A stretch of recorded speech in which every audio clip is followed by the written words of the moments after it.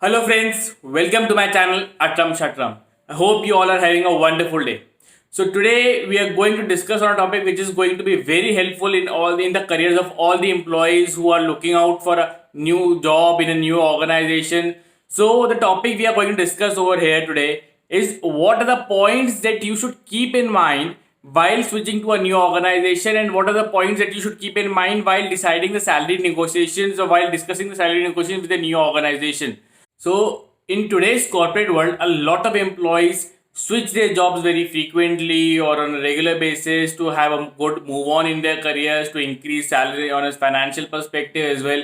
So, what are the major concerns? What are the major things you should always consider in mind, which are generally overlooked by the employees while taking these decisions?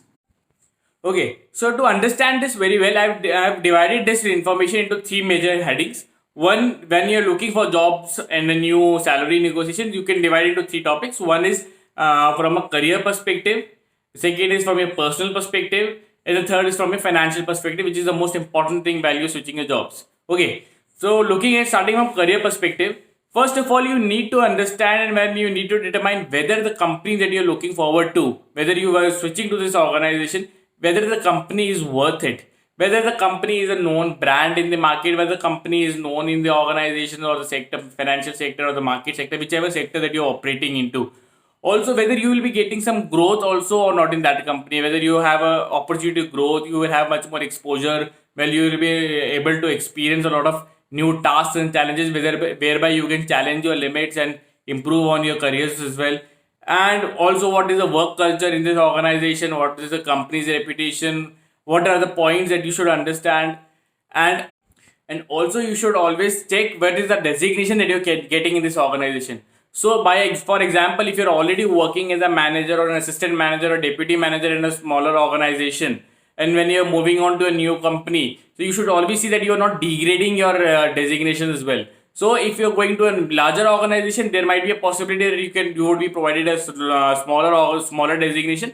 However, when you're going into the same mid-level industry, same in mid-level companies, the designation should not be degraded, because when you're moving on into your career, all these designations also keep a lot of weightage in your career as well. So when you're working as a manager in a smaller organization or a mid-firm organization, then you come down to assistant manager or deputy manager, and then again try to go back to the manager, you are coming back to square one again after working for a lot of time. Okay, so designation plays a vital role in while switching your jobs as well. Okay, so these are the points which are generally taken care by all the employees while looking out for a new organization and new job. These are the points that are known from a career perspective. But what about the personal perspectives? What are the points that you should understand from your personal life as well, your personal understanding as well? Okay, so there are certain points that you should always understand or always keep in mind while deciding to switch a job from a personal angle as well. So one of the major important point is what is the work-life balance, and what is the second point is what is the distance of this office from your home. So these are the two important points that you should always keep in mind. Okay, first of all, what is work-life balance? The importance of work-life balance has been determined all over the world. If you can understand, there is the Japan has already introduced a 4-day working culture in their country because they want to give a work-life balance to all the employees, and it also improves their efficiency of the company. Japan has already seen the increase in efficiency while working for 4 days in a week. However, now when you're coming to back to India, the people are working for even 5 days a week, 6 days a week, or even 7 days a week as well, just to survive in this market and industry. So definitely, please, I would request you all to please see what is the work-life balance in the company which you are going. Work-life balance plays a very important role, because if you're not mentally fit, and if you are not physically fit, then you will not be able to perform in your organization as well, and this is definitely going to hamper your careers. Okay, now the second point is what is the distance of this office from your home. So always see what is the distance of this office. So if you're traveling for more than 40 minutes, 50 minutes, or an hour or 2.5 hours, just one way to reach to your office and then coming back again by 1.5 hours, they're literally spending more than 1.5 2 hours on the road while going to and fro from your office to home. So this is a literal waste of time. While you are driving, this time is literally unproductive. You cannot think anything. You have to concentrate on the streets and the roads while obeying the traffic rules as well. So you cannot see anything, you cannot think over anything. This time is literally unproductive. So if you are spending a lot of time on the street while traveling from your office to and fro from your home, I would advise please take a job which is nearby to your place. You might consider to settle for a lesser amount as well if you're getting a job which is better nearer to your place. But please do not travel a lot because it's not going to benefit you a lot in your careers. All right, and also it is going to degrade your health, physical well-being. If your physical well-being is not good, then it's not going to be happening good for you in the long term career.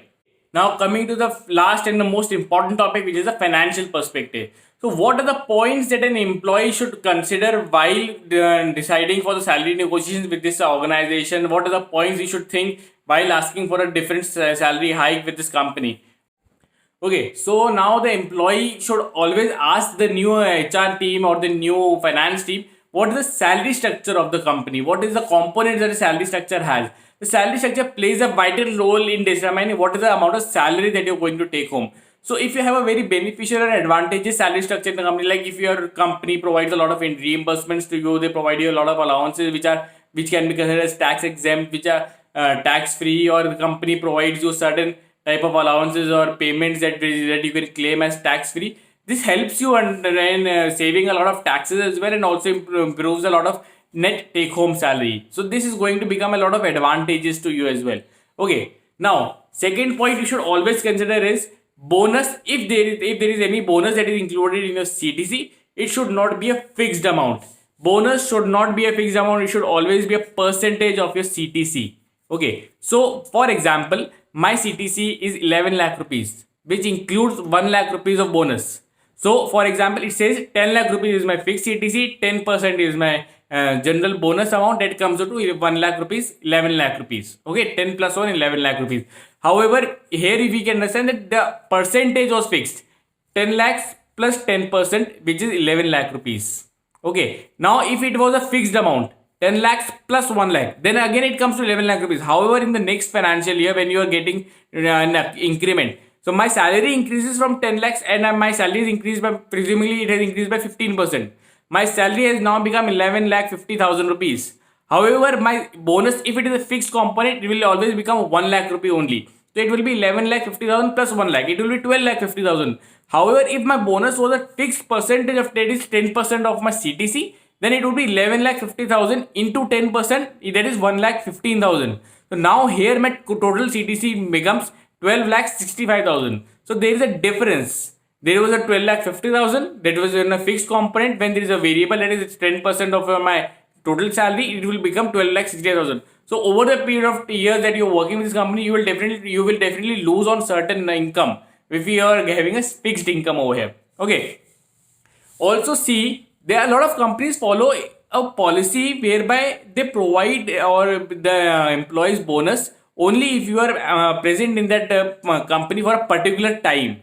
Okay, so the companies follow that if you are available in this organization for more than 3 months, then you might be applicable for a proportionate bonus that is applicable in your salary. Or if you are available for at least 6 months in this company, then you will be eligible for a bonus. So see the timing when you're switching. Okay, so if you're switching in an organization which provides you bonus on a quarterly basis or half yearly basis, look at that. So if you're switching in this company on a timely basis, you will definitely earn on the bonus factors as well. So discuss it with this HR team and try and understand if there is any such factor which is prevalent in their companies as well.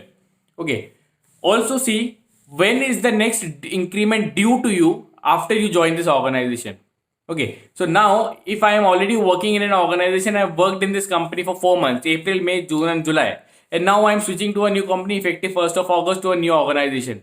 So now whether I will be due for an increment in the next March, which is March or maybe April, or whether I will be due after only I complete my 1 year, or maybe after in the March after completing my 1 year. Okay, so for example, I am working in its financial year 2019-20 right now. So I worked in an organization for April, May, June and July. So if I am switching in from 1st August 2019, so my next increment will be on 1st April 2020 or 1st August 2020 or 1st April 2021.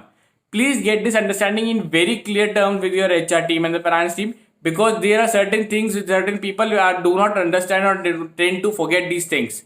So this will definitely reduce your salary amount if they go on the structure that you will be getting an increment on your first of after completing of your 1 year, maybe in August, or maybe in the next financial year after in March April 2021. So please get this in clear understanding. Also, do not forget about the gratuity component. If you have already worked with a company which is already for 3 or 4 years or more, and you're almost about to be due for a gratuity in your current organization, and while making a salary negotiations with the new organization, you are just about to miss this gratuity eligibility by 2 or 3 months, or maybe a very short period of time, negotiate your gratuity component which is also that you're going to receive with a new organization. Okay, or gratuity amount is tax free up to an amount of 20 lakh rupees over a lifetime period. Okay, so if you're missing out on this period, missing out on this amount, then you are going to pay it in your you're going to pay it in your next salary. So if by any chances, if for example I am due for a gratuity amount of 50,000 rupees in this company, I am adjusting this with the new company. The next company says that we will pay you 50,000 and then you can come and join with us. However, please take a note: 50,000 rupees that you would have received in your existing organization will be completely tax free. However, 50,000 rupees that you receive in your next organization will be a taxable component. So there will be tax deductions of 5%, 20%, 30%, whatever tax is applicable to you. Okay, so you will definitely be getting a slower amount. So accordingly, negotiate with them that if your gratuity is applicable to you or becoming due to you in some time, then accordingly take that into consideration and include that in your salary negotiations as well. Okay, now what is the amount of salary hike that you should always ask for? At least, as per my understanding and my experience, if you are joining an organization before September, before the completion of September, you can always ask for a salary increment of 20-25% at least. Okay. However, if you are going for a salary increment after September, you are joining a new organization after September, you should ask for a salary increment of at least 30%, depending upon the market strategies. That is definitely going to be prevalent at all the times. However, the general trend is asking for 30% increment in all the organization, because you are coming to the closer to the next appraisal. So as close as you go to that, you are losing on that increased portion that you should be getting in your new company. So talk to them, make them understand that you're going to lose on this, you're going to lose the increment that you're almost due in the month of March and April. So you can accordingly convince the HR team. If you're found suitable to the new HR team, they will definitely consider this respect, because this is a very genuine concern and very genuine question that all the employees ask for. Okay, so just summarizing again, what are the points you should look forward to while switching a new job and deciding a new salary structure? One is from career perspective. What is the company brand? What is the designation that you're going to receive in this organization? Whether the company is worth it, whether you will get growth and exposure. What is the work culture, and what is the company's reputation? And then from a personal perspective, what is the distance from the home? What is the work-life balance?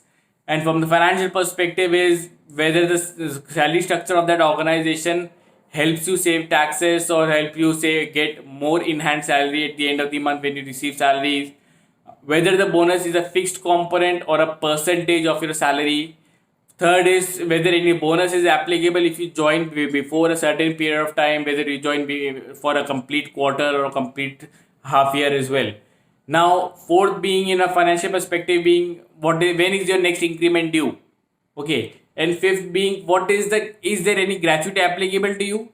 Keep in mind, if there is any gratuity applicable, this is definitely going to be a bigger loss if you do not consider this point. Okay, so that's all from my end. If you find this information helpful to you in deciding your new job opportunity, your new career growth, do like and comment on my video. Do let me know if you have any components that I have missed on my video, I can include on my video, and I will definitely like to share it with my viewers who will definitely be benefited by these videos. Okay, so thank you very much all to watch this video, and please do subscribe to my channel, like and comment on my video, share video in my comment box, and let me know what are the views. Thank you very much.